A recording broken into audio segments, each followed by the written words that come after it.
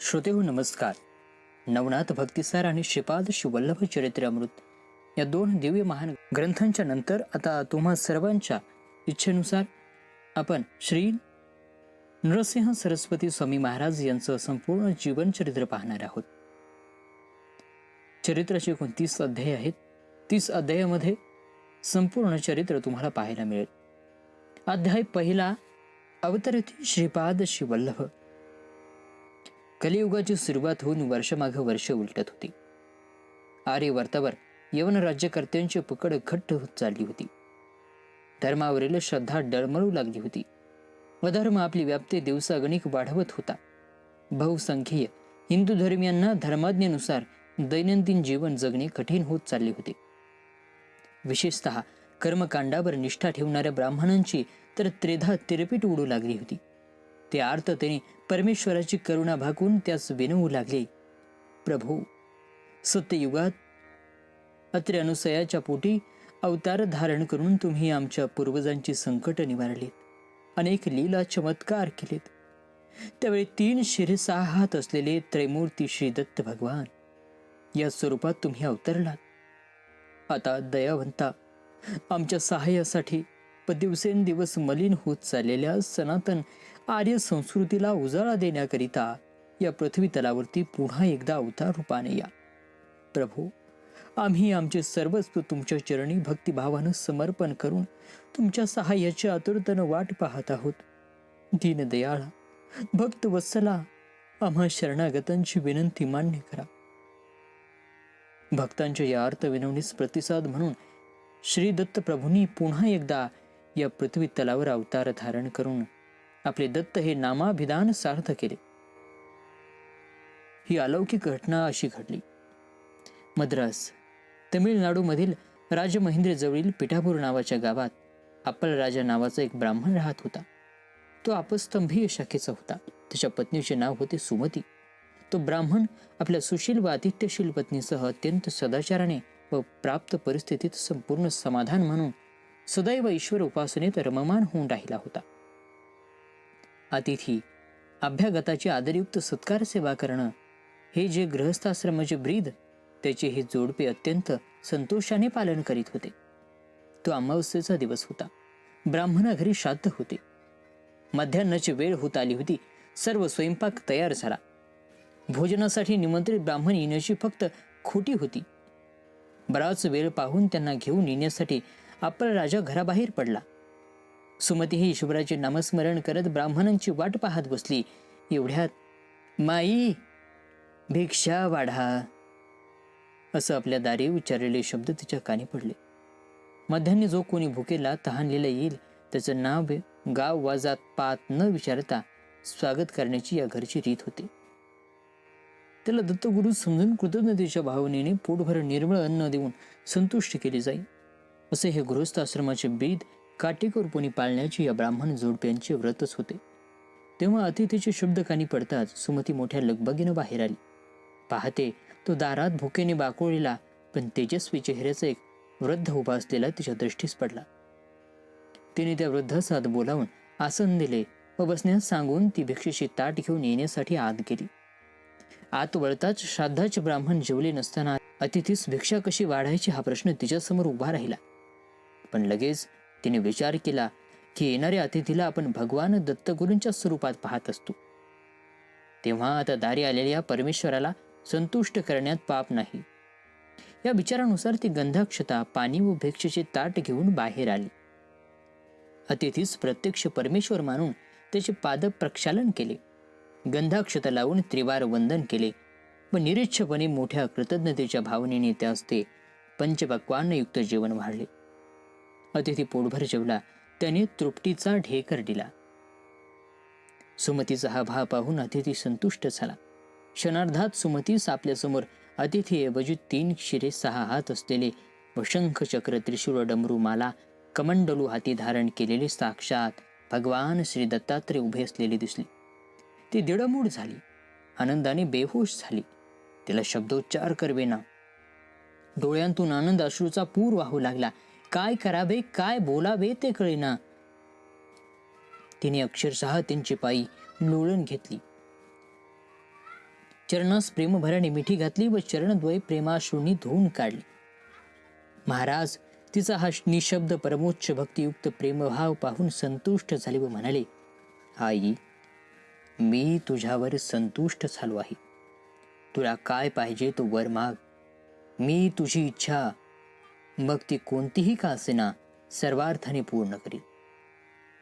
तुला माहित आहे की माझ्या कोशात अशक्य शब्दच नाही, तेव्हा मनमोकळेपणी काय हवे ते माग. परमेश्वराचे ते अमृतमय शब्द ऐकून विनयाने नतमस्तक होऊन सुमती म्हणाली, हे प्रभू, तुझे बोल खोटे कसे होते? हे दयानिधी, तू ध्रुवाला अक्षयपद दिलीस, बिभीषणाला सुवर्ण लंका दिलीस. तू प्रसन्न होता उणेवती कशाची भासणार? हे कृपाळा, मला तू आई म्हणून हाक मारलीस, ते ऐकून माझे कान धन्य झाले. खरंच का रे देवा, तुझ्यासारख्या विश्ववंदनीय पुत्राची आई होण्याचं भाग्य मला लाभेल? देवा, तू वर माग जर सांगून पुढे असेही म्हणालास ना की तुझ्या कोशात अशक्य हा शब्दच नाही, तेव्हा तुझ्या या शब्दावर विश्वासून एकच मागणे पदर पसरून मागते. देवा, माझ्या पोटी तुझ्यासारखा ज्ञानी, विश्ववंदनीय व दीर्घायुष्य पुत्र जन्म घेईल व त्याची आई होण्याचे परम भाग्य मला या जन्मीच लाभेल, असा आशीर्वाद दयाळा या अभागिनीस दे. मला अनेक पुत्र झाले, पण 2 वगळतच सर्व मृत्यू पावले. राहिले जे 2, त्यातील एक आंधळा तर दुसरा लंगडा आहे. या दुःखाने क्षणोक्षणी आतल्या आत रडत हा जीव जगत आहे. तेव्हा हे भक्त वत्सला, दयाळा, आता ही माझी एकमेव मागणी पूर्ण कर. तू आई म्हणून जी हाक मारलीस ती सार्थ कर. या वर्षी दत्तात्रयांनी तथास्तु म्हणून तिला आशीर्वाद सांगितले. तुला माझ्यासारखाच कुलतारक पुत्र होईल व तुझी कामना लवकरच फलद्रूप होईल. पण एक गोष्ट लक्षात ठेव की तुम्हा सर्वांनी त्याच्या इच्छेनुरूप वागले पाहिजे. जर कधी त्याची इच्छा मानून त्याच्यावर तुमचा कोणताही निर्णय लादण्याचा प्रयत्न झाला तर तो तुमचा त्याग करून निघून जाईल. असं सांगून श्री दत्त भगवान अदृश्य झाले. थोड्याच वेळात निमंत्रित ब्राह्मणांसह अप्पाळ राजा घरी आला. भोजनास सुरुवात झाली. आलेले ब्राह्मण संतुष्ट पाहून घराबाहेर पडले. ते गेल्यावर सुमतीने आपल्या पतीचे पाय धरले व त्याची क्षमा मागून त्यास सांगितले की आपण आज दारी आलेल्या भुकेलेल्या अतिथीस ब्राह्मण भोजनापूर्वीच अन्नभिक्षा दिली. आणि हे सांगून पुढे घडलेली घटना सर्व तपशिलासह तिने आपल्या पतीस कथन केली. अतिथी भक्त अप्पाळराजा हे ऐकून अत्यानंदित झाला. मोठ्या प्रसन्नतेने त्याने पत्नीचे कौतुक करण्यास सुरुवात केली. यावर सुमती म्हणाली, हे तुमचे कौतुक करणे तूर्त थांबवा. शास्त्रानुसार ब्राह्मण भोजनापूर्वी अतिथीस भिक्षा देण्याचा जो प्रमाद माझ्याकडून घडला आहे त्याच्या क्षालनार्थ प्रायश्चित्त म्हणून मी काय केले पाहिजे ते आधी सांगा, कारण होणाऱ्या बालकावर माझ्या या पापाची छाया पडता कामा नये. यावेळी अप्पाराज म्हणाल्या, प्रियतमे, निष्कारण कष्टी होऊ नकोस.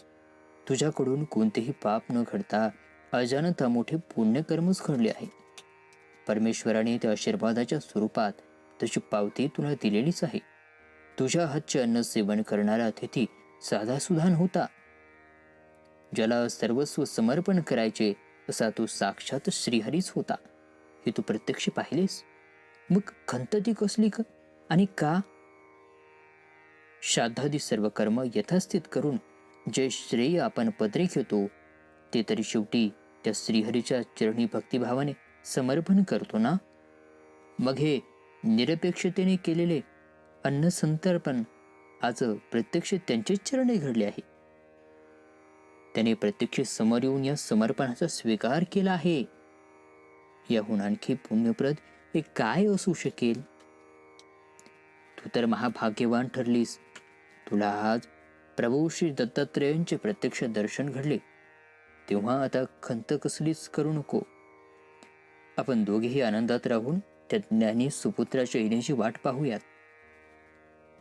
नंतर त्या प्रत्यक्ष पाहिलेल्या दत्त स्वरूपाचे रात्रंदिवस ध्यान करीत सुमती गर्भवती झाली. दिवस सरकता सरकता तिला उत्तम डोहाळे होऊ लागले.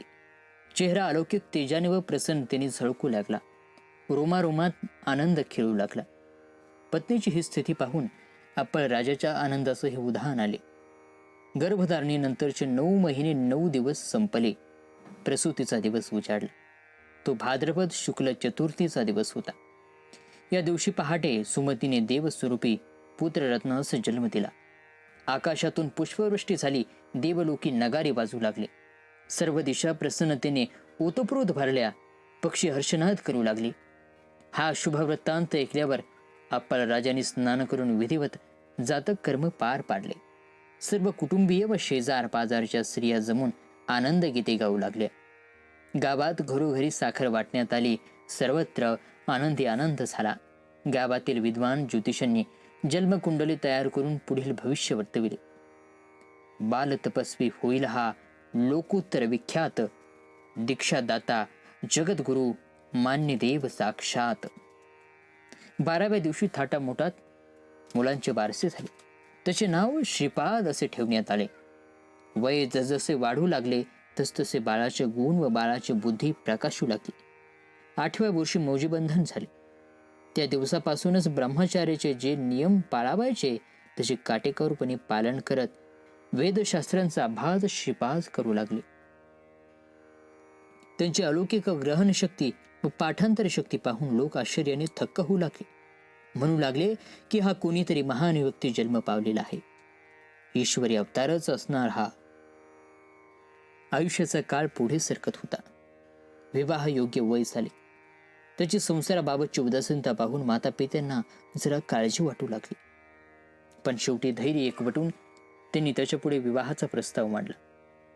पण श्रीपादांनी त्यास विनयाने पूर्णपणे निर्धारपूर्वक सांगितले, जन्मभर अखंड ब्रह्मचर्य पाळून साधूजनांचा तत्वज्ञानोपदेश करण्यासाठी माझा हा जन्म झालेला आहे. योग श्रीचा मी वल्लभ आहे म्हणून श्री वल्लभ हे माझे नाव समजा. विरक्तीशी मी पूर्वीच विवाह केलेला आहे. दीक्षार्थी साधू संतांना मुमुक्षितांना ज्ञानोपदेश करत करत योग्य वेळी मी अक्षयधामात जाणार. तेव्हा माझ्या विवाहाचा नाद सोडा. पुत्राचे विचार ऐकून श्री दत्तात्रेयांनी आशीर्वाद देते समयी पुत्राच्या इच्छेप्रमाणे वागण्याबाबत दिलेली इशाऱ्याची त्यांना आठवण झाली. त्यांनी त्यांच्या इच्छेप्रमाणे वागण्याचा निर्णय घेतला. परंतु आईचे ते मन स्वस्थ बसेना. ती म्हणाली, श्रीपाद, तुझ्या इच्छेविरुद्ध आम्ही जाणार नाही. पण तुझ्या निर्णयाने माझी आशा धुळीस मिळाली. तूच एक माझा निर्व्यंग व बुद्धिमान मुलगा. तू मला, तुझ्या पित्याला व तुझ्या या आंधळ्या लंगड्या भावांना आधार देशील. वृद्धापकाळी आमचं रक्षण करशील ही माझी आशा आता स्वप्नीच ठरली. आमचे एक सोड, फारच थोडे दिवस राहिलेत आमचे. पण तुझ्या या अंधपंगू भावाची काय होणार? यांनी कोणाकडे आधारासाठी हात पसरायचा?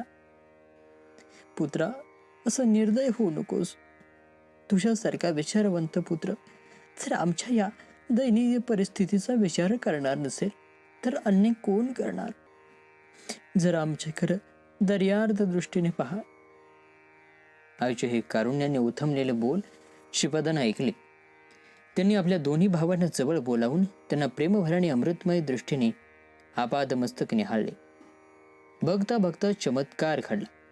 ते दोघेही निर्व्यंग झाले पण तेजस्वीही दिसू लागले. हे घडताच दोघाही बंधूंनी श्रीपादांच्या चरणावर मस्तक ठेवली.